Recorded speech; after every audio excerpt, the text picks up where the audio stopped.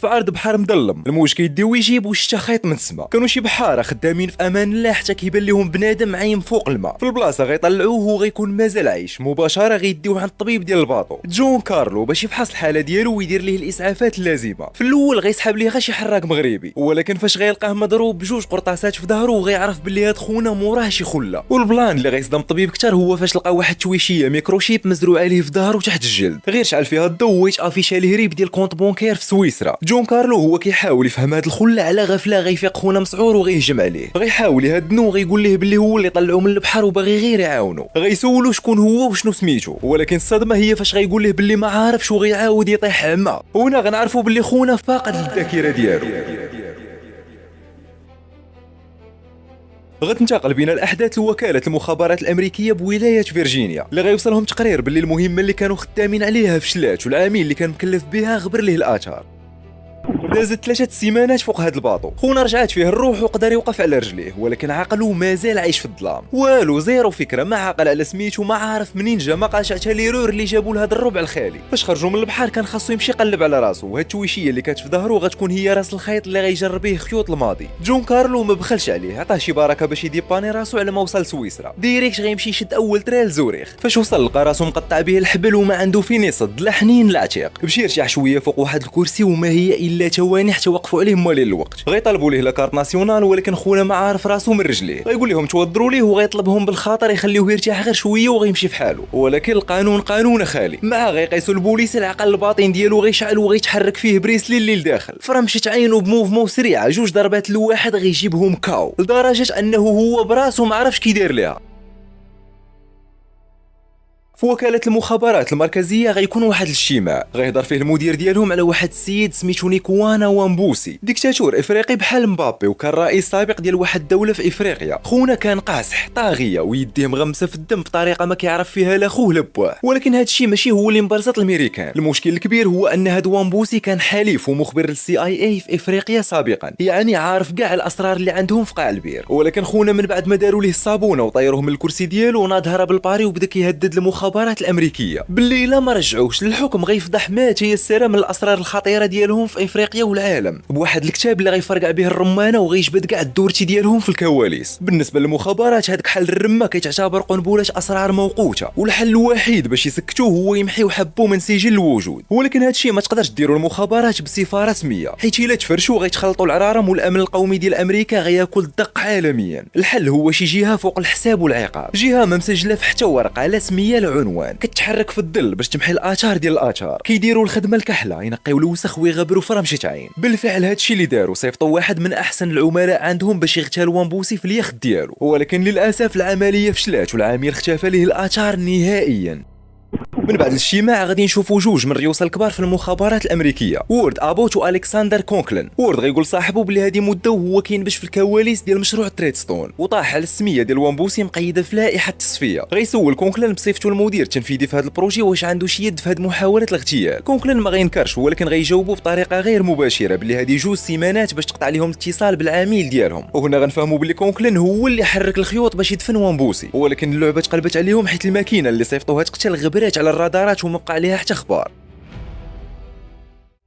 واخا نفهموا بعد البلان ديال هاد تريدستون هو اخطر مشروع سري ديال المخابرات الامريكيه، خدام على صناعه قتله ماجورين وجواسيس بقدرات مرعبه ما كتخلي حتى واحد يقدر يوقف في طريقهم. التاهيل ديال هاد العملاء كيدوز من جحيم حقيقي، غسيل دماغ كامل، اعاده برمجه نفسيه وتدريب جسدي كيفوت حدود البشر. ولكن اخطر حاجه كيديروها هي تجريدهم من اي نزعه انسانيه، كيمحيو الهويه القديمه ديال العميل باش يعوضوها بهويه القاتل البارد. كيدربوهم على اساليب قتال فتاكه بحال كراف ماغا، سيستيم الهاند تو هاند، وكيعلموهم كيفاش يخدموا بكاع انواع الاسلحه وكيفاش يحولوا اي حاجه طاحت في يديهم لاداه قتل سريعه، والنتيجه الات قتل حيه مستعده تواجه اخطر الظروف باش تصفي الهدف ديالها بلا رحمه ولا شفقه وتكمل المهمه باحترافيه مطلقه. ملي كيسالي التدريب كيشتوهم في جميع انحاء العالم كسليبر ايجنتس، عملاء او خلايا نائمه كيتحركوا غير بالاوامر. كل عميل عنده حساب بنكي سري وبزاف ديال الوثائق المزوره، باسبورات من كاع الجنسيات ووسائل تواصل مشفره المخابره ما كتخطرش على البال. ولكن شنو هو الهدف الحقيقي من هذا البروجي؟ الهدف هو اغتيالات سياسيه، اسقاط الانظمه وتصفيه المعارضين، وعمليات دمويه قادره وغايه في الخطوره اللي مستحيل تعترف بها الحكومه الامريكيه. يعني كل شيء كيتلعب خارج القانون الرسمي ولكن تحت غطاء واحد، الامن القومي. البروجي مبني على نظام كومبارتمونتاليز، يعني واخا هو تابع للمخابرات ولكن غير قله قليله من الناس في المخابرات ومحسوبين على رؤوس الاصابع اللي عارفين التفاصيل والاسرار ديالو، وغالبا كيكونوا في مناصب عاليه بحال وورد وكونكلين.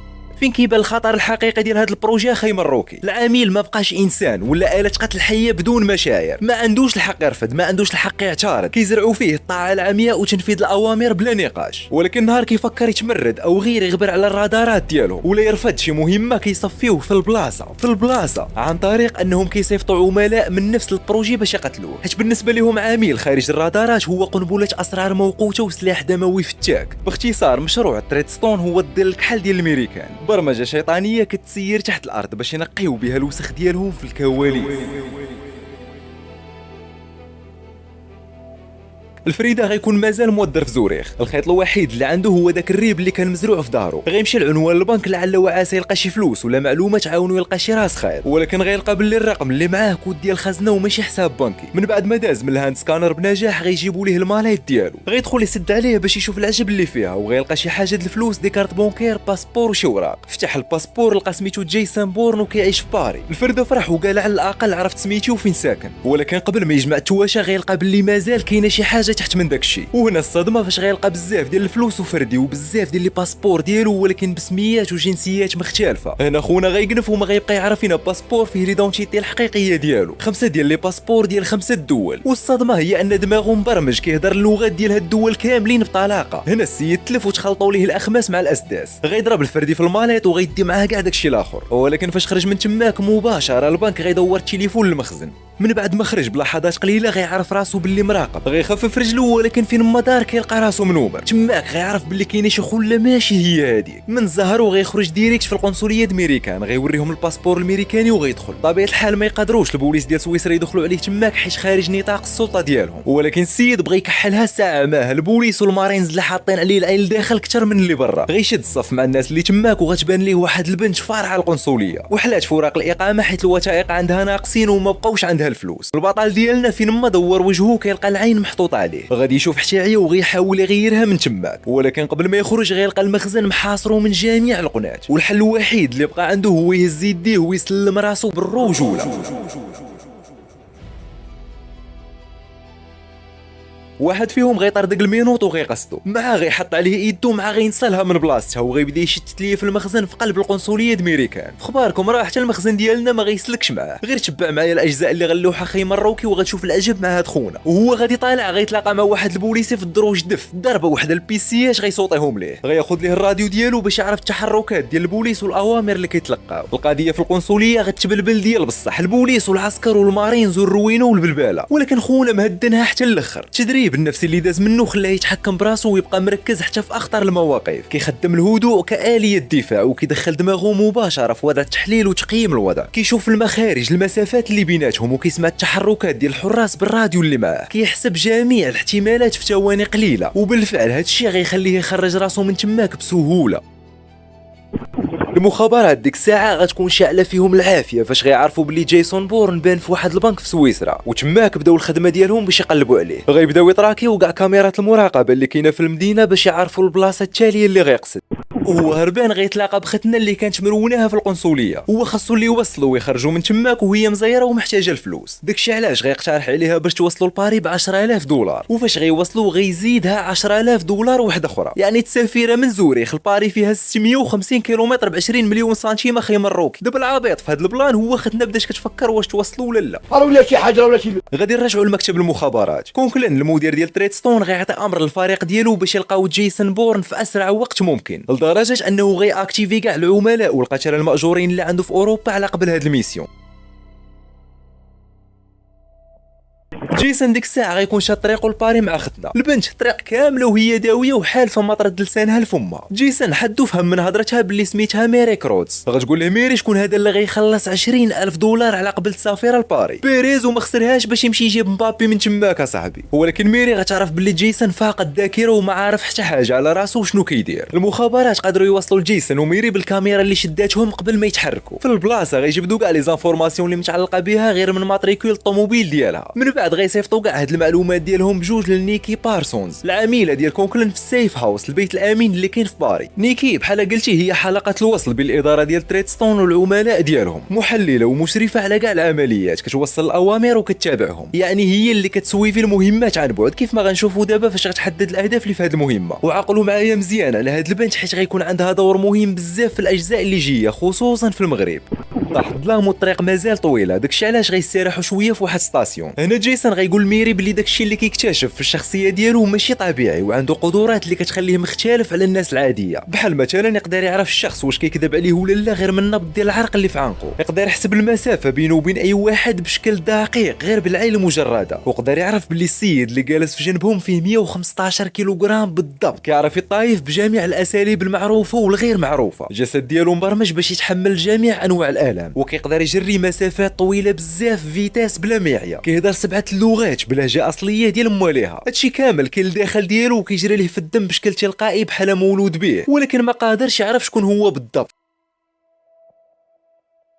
في صباح النهار التالي غيوصلوا لباري. جيسون غيمشي لعنوان الدار ديالو اللي كاين في الباسبور لعله وعسى يلقى شي لعيبه على ماضيه المجهول. من بعد ما طلع للدار غيقصد الفاكس ديريكت وغيعيط لاخر نمره مسجله. غتجاوبوا واحد الريسبسيونيست ديال اوتيل في باري وغيسولها على ريزيرفاسيون بسميت جيسون بورن، ولكن غتقول ليه باللي ما ريزيرفا عندهم حتى واحد بهاد السميه من قبل. غيعاود يسولها على السميه اللي كانت في الباسبور الثاني جون مايكل كين، وهنا الصدمه فاش غتقول ليه باللي مول هاد الاسم 2 سيمانات باش مات دابا. جيسون هو كيبحث غادي يحس بشي خله ماشي هي هذيك في الدار. كيفاش البلان خونا ديما ماكتيفي في الدماغ ديالو الهايبر فايلانس مود، وضع المراقبه والانتباه المفرط، واخا يبان لك مكالمي ولكن راه الحواس ديالو ديما خدامه. الدماغ ديالو كيدير سكان مستمر للبلاصه بحال شي رادار كيلتقط تغييرات صغيره في الدار، شي صوت خفيف موفمون ماشي عاديه، احساس بعدم ارتياح، هادو كامله اشارات لا واعيه كتبين ليه باللي بالفعل القضيه فيها شي خله. خونا مأصل ومدرب على هادشي مزيان، مدرب باش يثيق بالاحساس اللاواعي ديالو قبل من الواعي. هذاكشي علاش غيتكى على الحبيبه وغيبدا يدور. ميري غيبان ليها اللون بدل في وجهه، غتفهم باللي كاين شي حاجه ماشي هي هذيك. بالفعل ما هي الا لحظات حتى غيهجم عليهم واحد من العملاء ديال تريدستون اللي مكلفهم كونكلان باش يقتلوه. هنا غادي تبلبل القضيه وغتشابك بيناتهم هاند تو هاند، ولكن خونا ما غادي ياكل والو مع جيسون حيت كان خفيف سريع وقوي عليه بزاف، غير بستيلو زرق غيتقبو كامل. وبالفعل هي ثواني قليله باش غيجيبو كاو باصابات خطيره. جيسون غيقول ميري باش تقلب ليه الساك اللي كان معاه، غادي تخويه وغتصدم فاش غتلقى راسها روشيرشي ومطلوبه هي وياه حيين ولا ميتين. خونا قبل ما يعطيهم اي فرصه فين يعرفوا منه شي معلومات غيلوح راسو من الشرجم وغينتحر. جيسون في البلاصه غياخذ ميري وغيطير من تماك. ديك الساعه نيكي غتعيط للمخابرات وغتعلمهم باللي العميل اللي صيفطوه يغتال جيسون بورن فشل في المهمه ديالو. جيسون غيعرف راسو دبر الميري على موتيف ما كيضحكش، داكشي علاش غيعطيها الباسبور ديالو وغيحاول يقنعها باش تمشي تبلغ به البوليس وتعاود ليهم كلشي. غياكد ليها باللي هذه اخر فرصه عندها باش تعتق راسها، وبالنسبه ليه هو راه ما يقدرش يوقف هنا حيت ما كيعرف لا شكون هو ولا هاد الناس اللي هربان منهم، وما غيوقف حتى يعرف الحقيقه ديال هاد الشيء كامل. بالرغم من التحذير ديال جيسون والتوعيه ديالو ليها بخطوره الوضع، ميري غتقرر تكمل معاه الطريق. جيسون بلا ما يعاود يفكر غيديماري الطوموبيل وغيمنع من تما، وما كاين غادور وعفط على الكسيراتور. جيسون شاد الفولو وميري حداه النفس ما بقاتش باغا تطلع ليها. هاد الميني كوبر المقيمعه في يدو غتولي فورميلا 1، السرعه جنونيه والريتم هربان. البوليس موراه كيطحنوا واحد مورا واحد، الطوموبيلات كتشتت والمطر كتشقلب بصعوبه، في الاخر غيقدر يتودر عليهم في واحد الباركينغ. هنا جيسون غيقول لميري باش تنسى الطوموبيل ديالها حيت من بعد ما غينيطويوها من البصمات ما عمرها غتقدر تخدم بها مازال. من بعد هاد الروينه كامله غيقدروا يلقاو واحد لوطيل فين يدوزوا الليل ويتخباو على العينين. هنا جيسون غيقترح على ميري تبدل اللوك ديال شعرها حيت القضيه حماضت وحتى هي ولات روشيرشي. البنت بلا ما تفكر 2 مرات غتوافق وبالفعل غيقطع ليها شعرها. في هاد اللحظه بالذات جيسون غيبدا يلاحظ حجم التضحيه اللي دايره معاه. البنت بايعه حياتها ومخاطره بكل شيء على قبله واخا ما كتعرف عليه حتى لعبه، وفي المقابل ميري حتى هي شافت الجانب الانساني اللي مخبي ورا هاد الماكينه ديال القتل، شافت كيفاش كان كيحميها قبل من راسو، والاهم من هاد الشيء انه ما فرضش عليها تبقى معاه. عطاها الباسبور ديالو وخلى ليها الاختيار باش تمشي تبلغ به وتغسل يدها من هاد الوسخ كامل. هاد الاحترام الصادق والمعامله النقيه هما اللي خلاو ميري تختار بالاراده الكامله ديالها باش تكمل معاه الطريق حتى للقاع. ومبوسي حالف ما يتهنى وما يغمض ليه جفن حتى يغرق المخابرات الامريكيه ويفضح الوسخ ديالهم للعالم. ولكن البلان هو فاش غيوصلوا اخبار باللي جثه القاتل ديال المخابرات اللي كان باغي يغتالو كاينه في واحد المشرحه في باري بالاسم ديال جون مايكل كين، نفس الاسم اللي في الباسبور ديال جيسون بورن. ولكن الا كان جيسون حيرزق هذيك الجثه ديال من؟ وكيفاش عرفوا مبوسي باللي السيد اللي كان باغي يغتالو سميتو جون مايكل كين؟ هنا فين كيبان المكر ديال المخابرات اخي مروكي. كونكلان باش يغطي على الفضيحه ويوهم مبوسي باللي كين مات والقضيه تسدات، دار واحد الخطه خطيره. مشى شد جثه ديال شي ميت مجهول الهويه في باري وزرع عليه في حوايجو كاع الوثائق الرسميه بالهويه ديال جون مايكل كين، الباسبور، لاكارت ناسيونال وكاع الاوراق الشخصيه. كونكلان لعبها مقاده، حط الوثائق لذاك الميت وخلى البوليس في باري يلقاوه. وهنا في العزوه غتوصلوا الخبار ديريكت باللي السيد اللي بغى يقتلو لقاوه ميت، قالب مدبر من المخابرات باش يبردوا اللعب ويدفنوا الدوسي. غير هو المشكل كونكلان ما كانش عارف باللي وامبوسي تيرافد جيسون جوج قرطاسات في ظهره وهي اللي ما غيلقاش في الجثه. زائد العزوه كان عارف الوجه ديال جيسون مزيان حيت ديجا تلاقاو وجلسوا مع بعضياتهم وشربوا قهيوه. كيفاش بلان هادشي من بعد وغنفهموا القالب.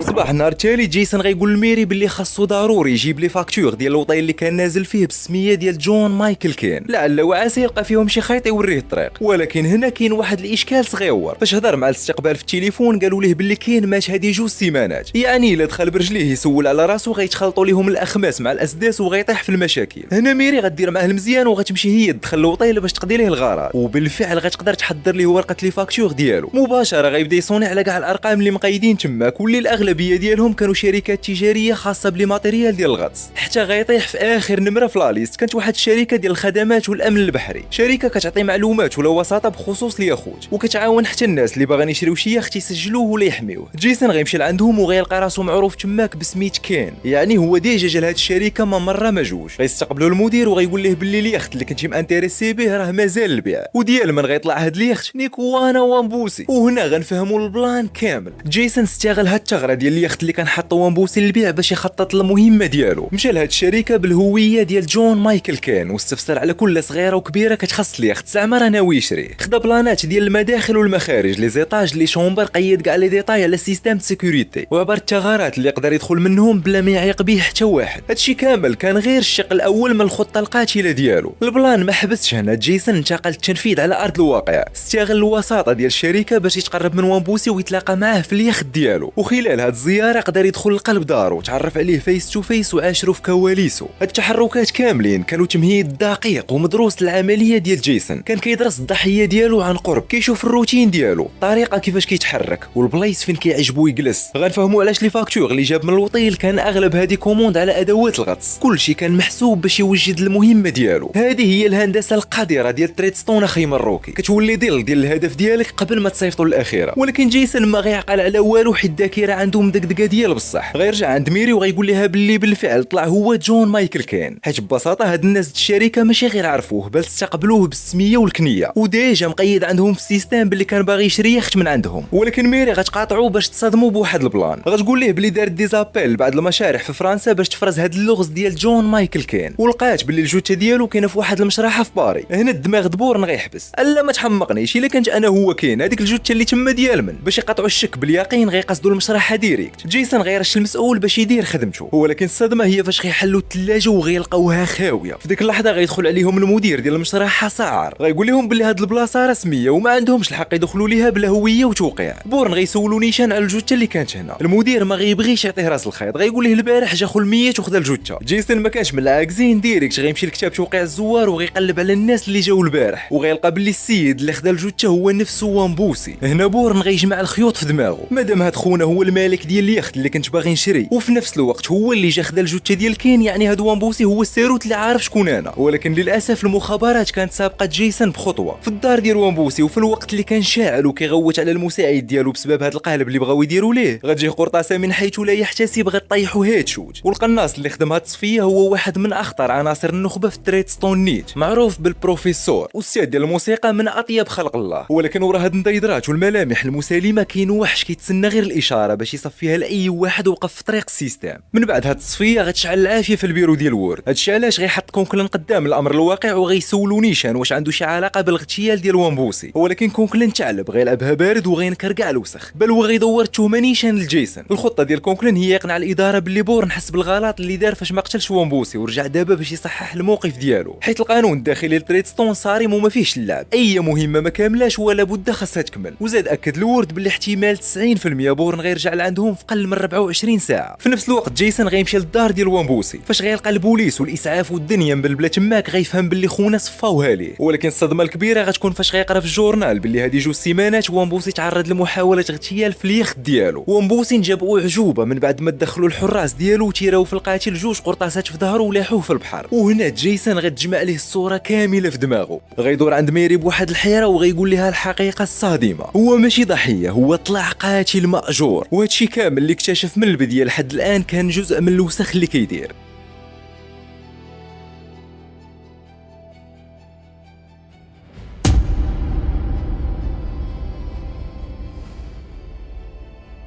وهما في طريقهم للوطيل غيشوفوا البوليس سابقينهم لتماك. جيسون غيقراها طايره وغيعرف باللي القضيه تفرشات في فرنسا حتى هي، والبوليس كيقلبوا عليهم في كل بلاصه. غيهبطوا من الطاكسي بالزربه وميري ما غتفهم والو. غيفرقع الجاج ديال واحد الطوموبيل ديال البوليس مباركيه تماك وغيجبد ورقه الروشيرش اللي فيه هو وياها. ميري غيطلع ليها الدم من هادشي كامل، خصوصا فاش تاكدات باللي خونا بصح طلع اساسين. غتقول ليه باللي صافي باغا تمشي في حالها وتبعد من تصداع الراس كامل، ولكن جيسون غيحطها قدام الامر الواقع. غيورنيها باللي القضيه حاليا خرجات على نطاق الامن القومي، انا وياك متورطين مع شي ناس خطيرين ديال بصح، وما نفسهم اللي قتلوا وامبوسي وما غيتهناو حتى يصفيوها ليا انا وياك. غيقول لها باش تختار اي بلاصه امينه كتعرفها، هو غيديها لتماك وغيخليها في امان، وعمرها غتشوف وجهه مره اخرى مازال. بالفعل القضيه غتكون مطوقه عند الوطيل، وماشي غير البوليس حتى البروفيسور كان كيتسنى فيهم تماك.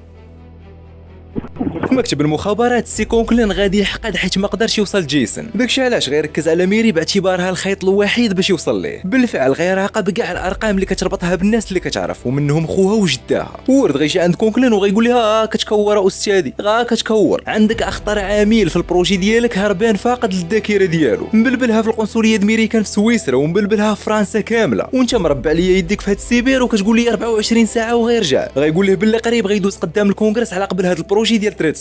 لنفرض هادشي تفرش الاعلام، شنو غنديروا بجوج؟ كونكلين ما عندوش مع زواق الهضره وغيجيه من الاخر. غيقول له ديك الساعه غنتحرق انا وياك.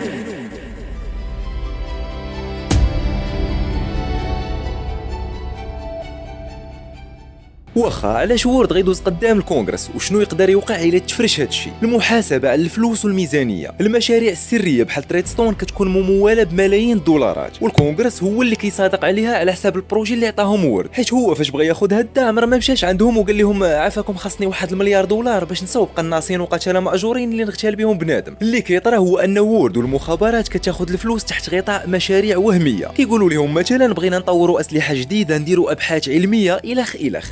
الكونغرس كيصادق على هاد الفلوس كميزانيه دعم ولا غطاء دفاعي بلا ما يعرف التفاصيل المسخه اللي مخبين هاد الجزاره. ولكن الكونغرس ديما كتبقى عندهم سلطه المحاسبه، يعني من حقهم في اي وقت يرجعوا لعند وورد ويقولوا ليه تعقال على ديك المليار دولار اللي كنا صادقنا لك عليها شحال هادي، ودابا المعلم بغيناك تورينا بالتفصيل الممل الدقيق شنو درتي بيها وفين تخسرات والنتائج اللي وصلتي ليها بهذيك الفلوس. ويلا مشاو حتى شموا ريحه الخنز اللي مغطي الشيباني، ويا ويلو يا ويلو شنو غيطرى ليه. شتي القرعه غتكون ارحم من داكشي اللي غيديروا ليه. ميري غتاخد جيسون وغيقصدوا الدار ديال خوها كملجأ اخير، غطلب منه يخليهم يباتوا غير هاد الليله وغيمشيو بحالهم. خونا غيتردد في الاول حيت شم ريحه الصداع، ولكن في الاخر غيحن قلبو على اختو وغيوافق. بالفعل دوزوا الليله تماك، ولكن الغد ليه في الصباح وقبل ما يجمعوا حوايجهم ويمشيو غيقول لهم باللي كلب الحراسه ديالو مودر من الصباح وما موالفاش ليه. الدماغ ديال جيسون غيخدم في ميكرو ثانيه وغيفهم باللي القضيه فيها شي خله. بلا تعطال غيقول السيد باش يهبط هو وولادو لاكاف بالزربه. خونا غيتبلوكا في بلاصتو وما غيفهم والو. غيجي جيسون من الاخر وغيقول لي حاليا راك مستهدف انت وولادك، الا زدتي ثانيه وحده واقف في بلاصتك وولادك غيعيشوا يتامى. بالفعل خونا ما غيعاودش الهضره، وهو كيقلب على شي حاجه اللي يقدر يدافع بها على راسو. غيلقى قرطاسه ديال شوتغان في البلاكار، غيعرف باللي كاين شي سلاح مخبي في شي بلاصه، وبالفعل غيلقى مكحله ديال الصيد فوق الماريو. مباشره غيخرج برا وغيفرقع السيتيرن ديال المازوت. الغرض من هادشي هو يحجب الرؤيه على اي قناص مستهدف الدار. ديريكت غيقصد الغابه باش يقلب على هاد خونا وباش يهرس ليه الكالم ويطير ليه التركيز. غيطلق شي ريه في السما غيبلبل كاع الطيور تماك. الحيله نجحات والبروفيسور تشوشرات عنده الدعوه وما بقاش قادر يسمع لي موفمون ديال جيسون. هنا خونا غيزبالي وغيتحرك من بلاصتو باش يبدل الكادر، ولكن جيسون ما غاديش يعطلو تيريه وحده غيجيبو. فاش مشى لعندو لقى بلي ديجا كيعرفو وقال ليه بلي كانوا خدامين بجوج في تريدستون، وبلا ما يزيد حتى كلمه غادي يموت من غير ما يعطي لجيسون حتى فرصه فين يعرف منه شي حاجه اخرى. بورن كان مستعد يواجه كاع الاسلحه د العالم فاس فاس، ولكن الغلطه الوحيده اللي دار هي ما كانش حاط في الحساب بلي كونكلين غيهبط لهاد النيفو د الوساخه وغيرجع الناس اللي عزاز عليه مجرد طعم وطريق باش يوصل ليه. هنا جيسون غيقلب القواعد ديال اللعبه، عوض ما يبقى جالس كيتسنى الموت تجي تدق عليه غيولي هو نيت الموت اللي غتمشي تقلب عليهم. من فريسه هاربه في الظل صياد غادي يفرتك السيستم كامل. في البلاصه غيرجع عند ميري وغيقول لها القضيه حماضت ديال بصح وغيخصها ضروري تمشي في حالها مع خوها حيت هادشي بدا كيبسال وما غاديش يوقف هنا. القرب ديالها منه ولا انتحار حقيقي، هي وعائلتها ما عندهم ذنب في حتى حاجه، فعلاش غيدخلهم لهاد الحرب ديالو؟ غيعطيها فلوسه كامله وغيقول لها ديري بهم شي حاجه، غبري على الرادارات، بدلي السميه والمدينه وعيشي حياتك بعيد على هاد الوسخ كامل. هنا ميري غتحط قدام الحقيقه المره وعرفت بلي الترين وصل لمحطه النهايه، واخا قلبها كان باغي يبقى عقلها فرض عليها تمشي حيت استوعبات بلي اي خطوه غتزيدها معاه من دابا للفوق غتكون خطوه ديريكت للقبر.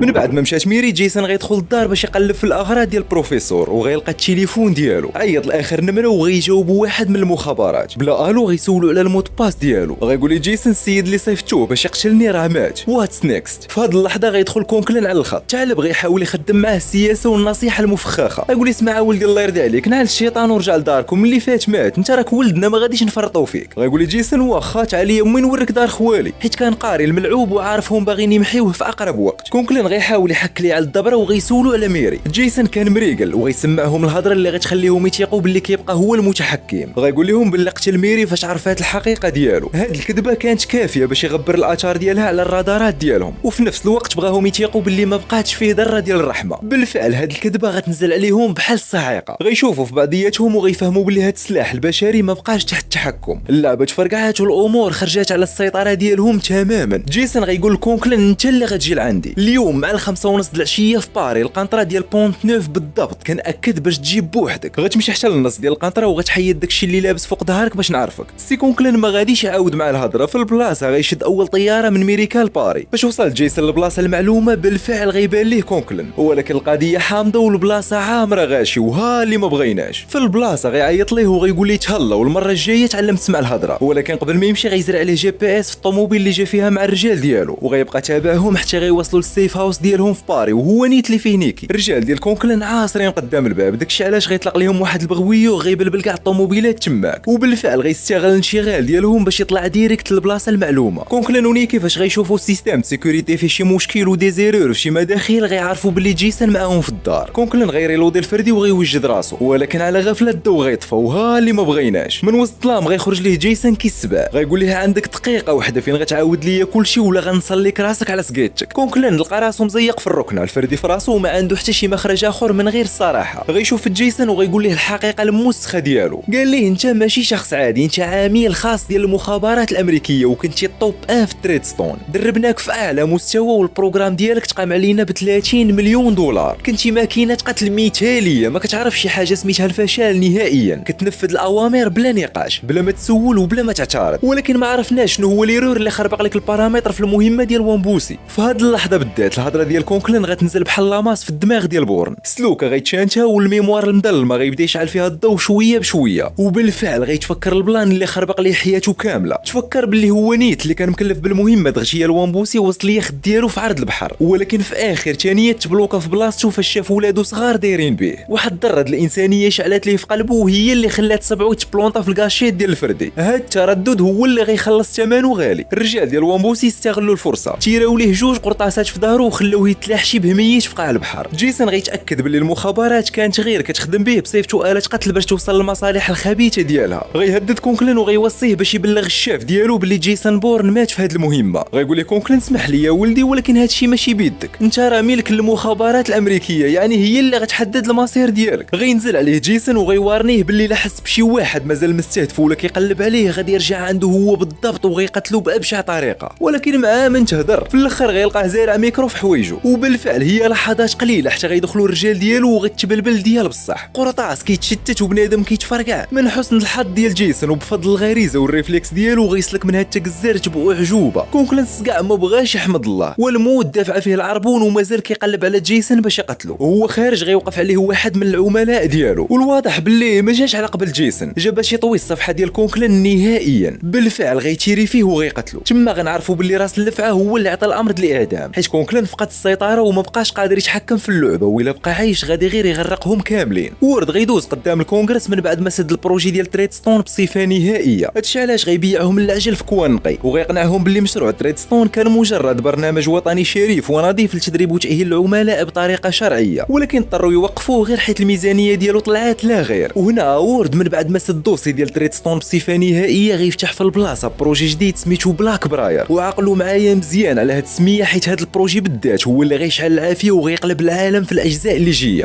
جيسون بورن من بعد هاد الروينه كامله غيقدر في الاخر يلقى ميري اللي استقرات وحلات بروجي صغير ديال لوكاسيون د المطار بالفلوس اللي كان عطاها. في الاخر جيسون غيبعد على صداع المخابرات والمشاكل ديالهم، وغيختار يعيش مع ميري بسلام بعيد بزاف على كاع داك الدم اللي خلى وراه.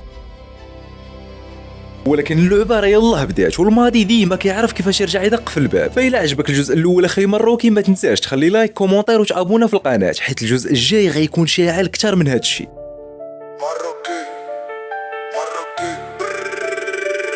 Desde abajo al VIP